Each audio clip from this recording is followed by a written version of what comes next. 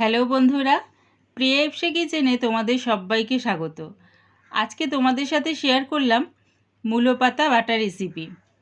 বাজারে এখন প্রচুর মূলো উঠেছে, পাতাগুলো খুব ফ্রেশ, তাই সেই পাতা বাটা কিভাবে করবে সেটাই তোমাদের সাথে শেয়ার করলাম। রেসিপিটা ভালো লাগলে প্লিজ আমার চ্যানেলটিকে লাইক, কমেন্ট ও সাবস্ক্রাইব করে দিও।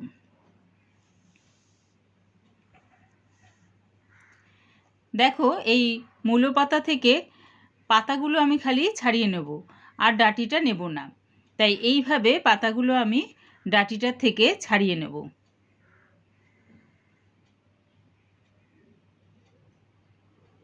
ডাঁটিটা কিন্তু ব্যবহার করব না, নেব হচ্ছে পাতাটা। তাই এইভাবেই সব পাতাগুলো আমি ডাঁটি থেকে ছাড়িয়ে নেব।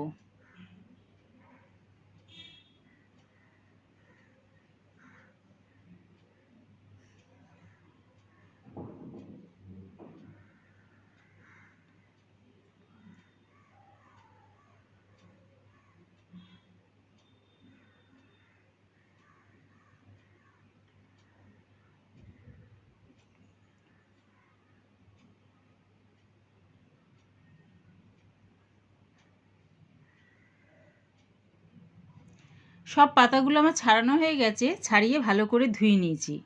একটা বাটিতে আমি গরম জল হতে বসিয়ে দিয়েছি। এবারে পাতাগুলো দিয়ে হালকা করে একটু ভাপিয়ে নেব। খুব একটা বেশি ভাপাবো না, হালকা করে একটু উল্টে পাল্টে পাতাগুলো ভাপিয়ে নেব।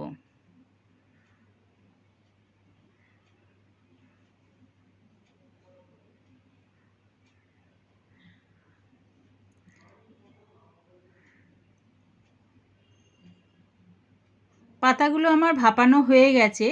এবারে পাতাগুলো তুলে পাশে একটা বাটিতে আমি ঠান্ডা জল রেখেছি, ওই জলের মধ্যে আমি পাতাগুলো একটু ভিজিয়ে দিলাম।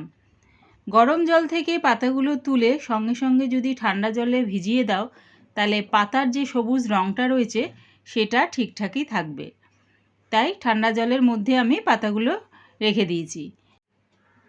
এবারে পাতাগুলো থেকে জল ভালো করে চিপে নেব, চিপে মিক্সির জারে দিয়ে দেব।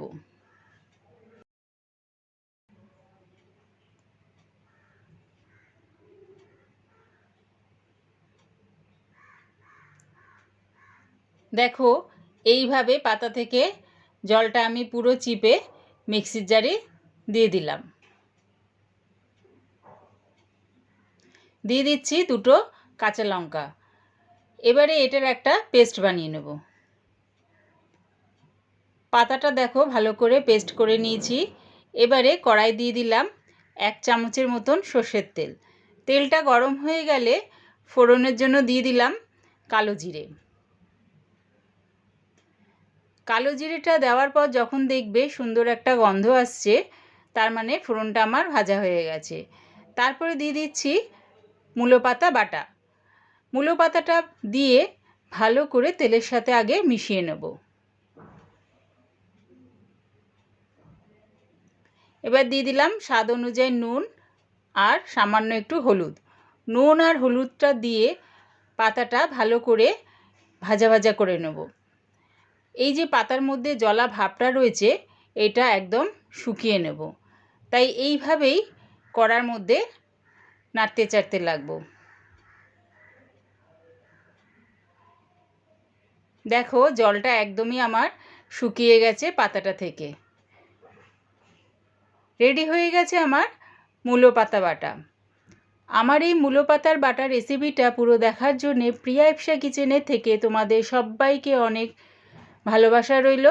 প্লিজ আমার চ্যানেলটিকে সাবস্ক্রাইব করে দিও।